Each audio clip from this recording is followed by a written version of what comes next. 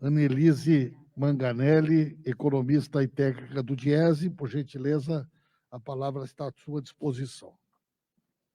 Bom dia. Eu não sei se é a máscara ou se é o microfone, mas está dando para ouvir bem, né? Pessoal da técnica, levanta um pouquinho o microfone, Annelise. Bom dia, bom dia. Ah, melhorou. Bom dia a todos. Então, em primeiro lugar, aqui saudar o deputado Paulo Pimenta, né, também o deputado Pepe Vargas, o professor Amarildo, a professora Helenir. Em nome do Diese, agradecer a oportunidade de estar aqui, né, dizer que a gente tem feito um trabalho bastante exaustivo já. Muitos técnicos do Diese têm se debruçado sobre essa proposta desde que ela foi apresentada no ano passado. E hoje eu trouxe aqui um material que foi feito a muitas mãos, né, para tentar elucidar também um pouco mais de detalhes o que de fato consta, né, nessa proposta aí que a Câmara dos Deputados pretende votar até o final de agosto, e por isso que a luta é urgente, e como o tempo é curto e o campo é minado, eu já vou passar direto para a apresentação. Se a Mísia puder disponibilizar, eu agradeço. O que nós, do Diese, temos analisado, conversado com muitas entidades sindicais, com as centrais e com a população, é que se essa reforma passar, de fato, o Estado que vai existir é um Estado muito diferente do que a gente conhece hoje, e é bem diferente daquele que foi consignado na Constituição de 88, né? Então, a primeira coisa é esclarecer, trazer um pouco, o deputado Paulo Pimenta comentou sobre isso, o deputado Edgar também, e deixar uma saudação aqui para todo mundo que está nos acompanhando virtualmente, né? É em relação ao que muito tem se dito, que é uma reforma do funcionalismo, né? Não é, embora sejam mesmo os servidores o maior alvo, né? Então, já para esclarecer um pouco, eu trouxe, vocês estão vendo aí em tela, quem são, né, os servidores, o quantitativo disso. Então, nós temos no Brasil hoje 10,3 milhões de servidores, tá? E onde eles estão, onde eles trabalham? 55% está alocado no setor público municipal e 28% está alocado no setor público estadual. Então, aí a importância de casas como essa, a Assembleia Legislativa está promovendo esse debate, as câmaras de vereadores também façam isso, porque são os trabalhadores e o serviço que é entregue pelo Estado e pelos municípios é que estão diretamente atingidos. Os servidores desse conjunto representam 83% do montante, ou seja, dos 10,3 milhões, 8,5 estão nas esferas estaduais e municipais. Obrigado, Vitalina. Pode passar, Mísia. Além disso, é importante nós termos em mente o seguinte: o governo tem dito em muitas oportunidades que é uma reforma que vai modernizar, que vai retirar privilégios, e, na verdade, vamos ver onde estão esses trabalhadores que terão, né, todo o seu regramento funcional alterado. Nesse primeiro gráfico que vocês veem aí, é possível notar que 39,8% dos vínculos em todas as esferas são profissionais da educação e da saúde. Então, é isso que o governo está pretendendo alterar com a PEC, é atingir diretamente trabalhadores vinculados na saúde, na educação e também na segurança, né? Se nós pegarmos só as esferas municipal e estadual, esse percentual seria ainda maior. Depois, ao lado, vocês vão ver uma distribuição por faixa de salários que esses trabalhadores ganham. Então, 53,7% de todos esses servidores, considerando todas as esferas, 53% ganham até 4 salários mínimos. Então, não vou deixar de lembrar aqui, o Diese faz o cálculo do salário mínimo necessário. O salário mínimo necessário é calculado com base no que está na Constituição Federal, e a Constituição prevê o mínimo que seja pago, que em termos para a pessoa ter o mínimo de saúde, alimentação, transporte, educação, e hoje ele é estimado em R$ 5.431. Então, a gente está falando que mais da metade dos servidores que o governo está propondo uma reforma como essa ganha menos que o salário mínimo necessário calculado pelo Diese. Pode passar, Mísia. E aí vem o governo Esse slide não está tão claro, mas, na verdade, aí é só para mostrar, a cor ficou um pouco prejudicada, mas é para mostrar o seguinte, a PEC 32 que a gente está falando aqui hoje é só a primeira parte desse projeto silencioso que o governo apresenta, né? Então, a PEC 32 é a fase 1, onde muda, né, essas formas de contratação e outros aspectos, como a transferência do serviço para a iniciativa privada. Depois terá a fase 2, que é quando o governo vai tratar de dizer o que vai fazer em termos de gestão de desempenho, de diretrizes de carreiras, e aí, no final, ainda tem um outro marco regulatório que o governo pretende apresentar. O fato é que a gente não sabe o que vem, né, pela frente, além do que a PEC 32 remete a muita coisa em outras leis, e por isso que a gente acredita que é um pouco cheque em branco também nesse aspecto. Pode passar, Nízia. Aí vocês estão vendo um resumo, né? Então, assim, a PEC 32, ao contrário do que o governo diz que só afeta os novos servidores, não, afeta todos os servidores. Então, afeta os aposentados, afeta os atuais servidores, afeta os servidores que ingressarão no serviço público e afeta toda a sociedade. Por quê?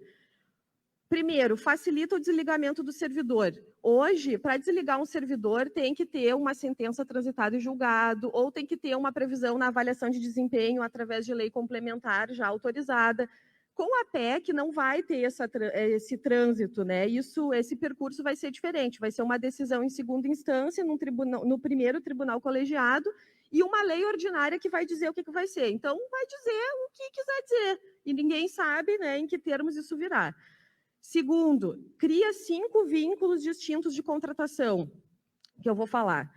Incentiva instrumentos de cooperação, que é a entrada massiva da iniciativa privada no setor público. Extingue o regime jurídico único. Amplia o poder do poder executivo, né? E possibilita a retirada de direitos e benefícios. E aí, claro que a gente não pode deixar, né, de lembrar aqui que quem não entra na PEC, né? Que são os magistrados, os procuradores, os parlamentares, né? Então, todos esses foram poupados dessas medidas. Pode passar. Pode passar. E os militares também foram poupados, né? Não estão aqui. Então, aí, gente, vocês estão vendo um quadrinho que tenta sintetizar um pouco o que muda e o que são esses novos vínculos, essa nova forma, esse novo Estado, como ele vai se organizar para entregar serviço caso essa proposta passe. Então, aí a gente vai ter, se a PEC passa, 5 vínculos. Vínculo de experiência, um vínculo de cargo típico de Estado, vínculo por prazo indeterminado, vínculo por prazo determinado e os cargos de liderança ou assessoramento, tá? Então, aqui é para mostrar como será a forma de ingresso em cada um desses cargos, se tem ou não estabilidade e o regime de previdência a que esses cargos estarão vinculados, tá? Então, primeiro, vínculo de experiência. Nós não sabemos nada sobre isso. A PEC diz que terá os critérios de avaliação nesse período de experiência, nós não sabemos, isso será regulado depois, mais um cheque em branco aí que está se dando. Segundo, que, claro, não vai ter nenhuma estabilidade, né? A probabilidade que isso aconteça é como seja hoje na iniciativa privada, como que é feito o vínculo de experiência. Os empresários, muitas vezes, contratam os trabalhadores, deixa só no período de experiência para não ter que pagar a indenização, a multa do FGTS depois, então vai ser mais um artifício aqui para reduzir salário e aumentar a rotatividade, né? E também ele poderá, os trabalhadores em vínculo de experiência, estarem vinculados ao RPPS, o regime próprio, ou ao RGPS. Os cargos típicos de Estado, o que o governo está dizendo? Eles vão ingressar por concurso, ainda será, né, um dos únicos grupos que ingressa por concurso, mas ele vai passar por um contrato de experiência. E ali é uma oportunidade que o governo tem, então, de fazer a seleção a seu bel prazer, né? Nesse contrato de experiência, ele deve ficar por 2 anos. E aqui a gente está falando de auditores, né, gente? A gente está falando ainda de um núcleo de servidores que consegue manter minimamente, afastar a corrupção, manter lícitos processos, né? E isso muda. E depois disso, ele ainda vai ter que cumprir o estágio probatório de 3 anos. Então, ele vai estudar durante anos para passar nesse concurso, num cargo típico de Estado, que a gente não sabe quem vão ser as carreiras que vão ser incluídas, porque o governo também não disse, né? Para, depois de 5 anos, ele ter alguma garantia de emprego, certo? E eles estarão vinculados ao RPPS. Depois terão aqueles trabalhadores vinculados ao prazo indeterminado, né? Que a gente acredita que seriam os vínculos do setor da educação e da saúde, né? Eles provavelmente ficariam nisso aqui pelo que o governo coloca. E esses aí, eles vão passar por uma classificação, também tem contrato de experiência, não terão nenhuma estabilidade e vão estar vinculados ao regime próprio ou ao regime geral de previdência. O regime próprio nos 2 primeiros anos, depois o governo pode pegar todo esse pessoal aí e passar para o regime geral, porque a PEC tem um parágrafo que permite isso. Depois terão os contratos por prazo determinado, que serão feitos através de seleção simplificada. Não tem concurso. Como é essa seleção simplificada, ninguém sabe. Poderá ser como o governo decidir, né? E não terão nenhuma estabilidade, estarão vinculados ao RGPS. E, por último, o cargo, então, de liderança ou assessoramento, que são aqueles que também não têm estabilidade, eles estão vinculados ao regime geral de previdência, e aqui vale lembrar uma coisa, hoje, pegando o exemplo do caso da União, esses cargos de liderança, eles existem, né? Mas as funções de liderança são ocupadas em boa parte por funcionários de carreira, né? Ou seja, aqueles que garantem a continuidade, primam pelo serviço público, não que os outros não façam, mas é que eles têm uma continuidade garantida pela estabilidade. Então, hoje eles são 70 mil, tá? E os CCs na União são 20 mil. O que isso significa? Que a PEC passando dessa forma, nós poderemos ter 90 mil trabalhadores com interesses partidários, interesses de grupos de interesse, né? Eu acredito que a sociedade brasileira não é isso que deseja. Pode passar, Mísia.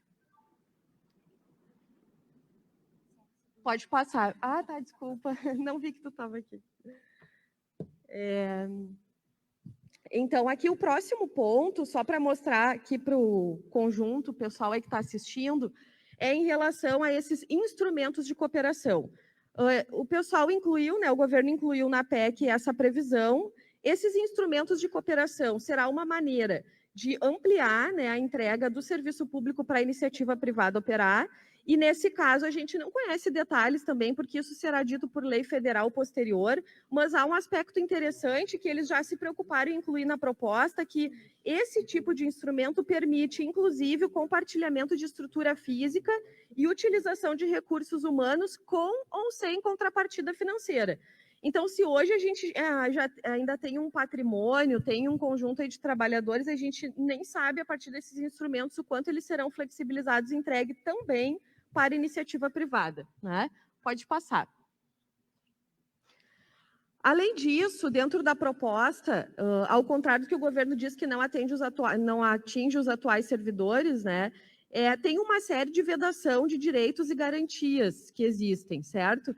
Então, assim, primeiro, que esse ponto específico da PEC, ele infringe a própria cláusula pétrea da Constituição que preserva a autonomia federativa, né? Porque o que a PEC passa a dizer? Que não vai mais poder, né, está vedado pagamento de adicional por tempo de serviço, efeitos retroativos de reajuste, redução de jornada sem redução de remuneração e evolução na carreira exclusivamente por tempo de serviço público. Então, quando ela diz isso, ela já retira, né, a autonomia dos entes que fazem, né, a sua política de pessoal nos estados e nos municípios. Então, vai acabar a questão do aduênio, dos triênios, o que vai acontecer? Aqueles entes, né, que ainda têm isso, que ainda recebem, porque a gente sabe que muitos estão fazendo as reformas administrativas e já estão atacando esses direitos, mas aqueles que têm, se a PEC passar, automaticamente essas leis perderá a vigência, né? Então, assim, agora é só a gente imaginar o nosso caso aqui no Rio Grande do Sul, que os servidores, a professora Helenira aqui está como a prova mais viva disso, 7 anos sem reajuste, né? E não poder ter efeitos retroativos a hora que tu consegue, né, estabelecer uma negociação. Então, isso é muito ruim. Pode passar. Além disso, nós temos uma mudança com a PEC que diz respeito às normas gerais editadas pela União. Então, a PEC veda, né, na verdade, altera, né, vai determinar através de lei complementar. Pode passar o slide. Isso, obrigada. Vai alterar, através de lei complementar, as normas que dizem respeito à gestão de pessoa, política remuneratória, ocupação de cargos, organização da força de trabalho em todo o serviço público, progressão e promoção, né? E tantos outros itens. tudo que está aqui, na verdade, gente, poderia ser feito hoje. Se é para melhorar, se é para trazer mais eficiência, boa parte do que está aqui poderia estar sendo feito. Um exemplo muito claro aqui do nosso estado, inclusive, e que o governo gosta muito de usar a questão da meritocracia, né, de ter uma outra política remuneratória. Aqui no estado do Rio Grande do Sul é pago pelo governo, né, aos servidores da Fazenda uma verba a título de produtividade, que tem metas, que tem avaliação, ele vai lá e paga. Então, assim, por que o governo quer fazer e incluir isso na PEC? Né? Os interesses, advindo disso, a gente sabe. Então, e mais uma vez, eles estão dizendo que a lei federal é que vai dispor sobre isso. Então, a União quer dizer o que os estados e municípios devem fazer. E aqui a gente se pergunta, né, daquela velha história que o atual governo se elegeu dizendo que era mais Brasil e menos Brasília, né? Só que a PEC 32 é exatamente o inverso disso, é superpoderes para o presidente que quer governar por decreto, leis federais que são eles que vão dizer como que os entes vão se organizar, independente da sua situação financeira ou não. E aí, pode passar, Miss, a questão da Previdência, tá? Pode passar, Miss. A questão da Previdência, que aqui, gente, é o que eu quero alertar, que aqui vai ser o caos, tá? E todos os deputados, os vereadores, todo mundo vai se envolver com esse problema, que isso vai ser realmente uma questão bastante difícil de solucionar. Por quê? Como eu comentei com vocês, tem a previsão lá do vínculo de experiência, que ele nos 2 primeiros anos poderá estar no RPPS e depois vai passar para o regime geral. Bom, como que vai administrar isso? Previdência, gente, é segurança, é previsibilidade, é ao longo do tempo. Recém foi feita uma reforma da Previdência com a Emenda Constitucional 103. Aí, aqui no estado do Rio Grande do Sul, recém foi feita a reforma do RPPS. Aí tem segregação de massas. E aí o governo vem com a PEC 32 e ainda diz o seguinte, né? Cria um monte de vínculos que vai acontecer o quê? Como tu tem no plano financeiro, né, um contingente significativo ainda de pessoas no regime de repartição, tu tem que dar um jeito de garantir a renda dos inativos. E nesse caso só vai aumentar, portanto, o déficit da Previdência. O resultado disso vai ser o quê? Vai aumentar a contribuição previdenciária dos ativos, então atinge os ativos, vai aumentar a contribuição previdenciária dos inativos, provavelmente será instituídas alíquotas extraordinárias para esses casos, ou será reduzida a base de contribuição isenta, né? Que aqui no Rio Grande do Sul agora é até um salário mínimo, porque já foi extremamente perversa a nossa reforma, mas em outros estados que não pagam até o regime geral da Previdência como era antes, então vão reduzir essa base. Então isso vai atingir todos os servidores que estão hoje no serviço público. E além disso, eu quero chamar a atenção aqui no caso do Rio Grande do Sul, o que vai acontecer? Aspectos demográficos estão diretamente vinculados com isso.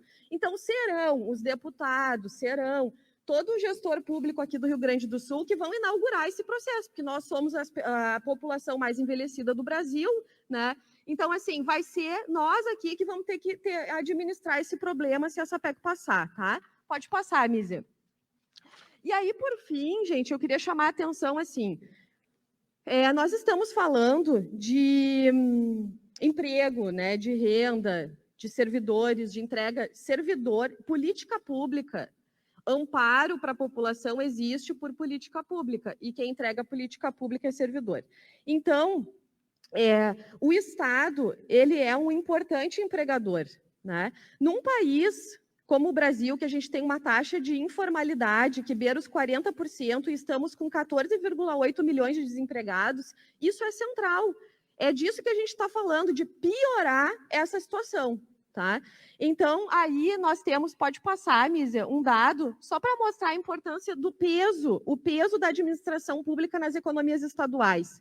Então, em 81,5% dos estados, a administração pública representa de 10% a 40% da economia local. Tá? E aí pode passar, Mísia, o outro dado é dos municípios, para mostrar o que isso representa nos territórios. Então, nos 25% menores PIB per capita municipais, 99,6% tem a administração pública como a principal atividade econômica. Nós estamos falando de 1.388 municípios, num total de 1.393. E nos 10 menores PIB per capita municipal, 100% tem a administração pública como a principal atividade econômica, que são pelo menos 557 municípios. Então, vai piorar para os mais pobres, é isso que eu quero mostrar aqui, tá? Então, assim, fechando, o último dado, Mísia, pode passar, em relação o que nós temos acumulado no Diese sobre por que essa proposta não deve ser assinada, não deve ser aprovada, né? Primeiro, chamar a atenção que ela é feita com base em premissas distorcidas, tá? O governo não apresentou estimativa de impacto na justificativa do projeto, não tem transparência. E a gente, quando foi a reforma da Previdência, nós fizemos as contas e vimos que há enormes gargalos e discrepâncias. Então, o governo, nem para apresentar os cálculos, dessa vez ele fez. Segundo, o fim da estabilidade, gente. O que isso significa? Primeiro, toda a sociedade brasileira tem que pensar o seguinte: nem todas as ocupações no serviço público pagam melhor do que em iniciativa privada. É só a gente olhar os médicos, os professores, os engenheiros, né? Então, o que atrai muitas vezes bons profissionais é justamente a estabilidade que o governo quer terminar, certo? Importantíssimo observar o seguinte: todos esses vínculos que estão sendo determinados pela PEC, eles não são seletistas. Não são seletistas. O governo não diz, a gente não sabe se eles terão FGTS, terão seguro-desemprego, terão verbas indenizatórias, ou se eles serão a segunda, terceira, quarta, quinta categoria de emprego que o governo está incluindo, né, dentro dessas prerrogativas aí de carteira verde e amarela e tudo mais, tá? Então, assim, além de não ter nenhuma proteção, lembrar que a estabilidade é o que garante, né, a continuidade dos serviços públicos. E a rotatividade que o governo está transferindo da iniciativa privada para dentro do serviço público, que hoje não é um problema, e ele vai criar esse problema, a rotatividade não traz melhoria do serviço, basta qualquer um de nós aqui questionar uma grande empresa que tem uma política de gestão de pessoal, que tem o compromisso de entregar um melhor serviço, que quer turnover baixo. Então, todo mundo que objetiva entregar um serviço melhor não quer a rotatividade de pessoas, tá? E esse é um problema que o governo cria. Além disso, com as contratações temporárias, tem a questão que vai afetar as economias locais, os mais pobres vão sofrer, vai diminuir renda nesses territórios, e também a questão de, eu deixei ali a última fotinha, um cheque em branco, né? Que é tudo que a gente não sabe, que eu dei aqui uma pequena demonstração para vocês do quanto vai ser complicado lidar com essas mudanças. Pode passar, Mísia. Deixar um agradecimento, né, pela paciência e dizer que o Diese tem muito material disponível sobre esse assunto, notas técnicas, nós temos uma equipe muito qualificada que está debruçada sobre isso, e convidá-los, então, a seguir o Diese aí nas redes e ficar à disposição de todos aqui. Agradecer ao deputado Paulo Paim. Muito obrigado.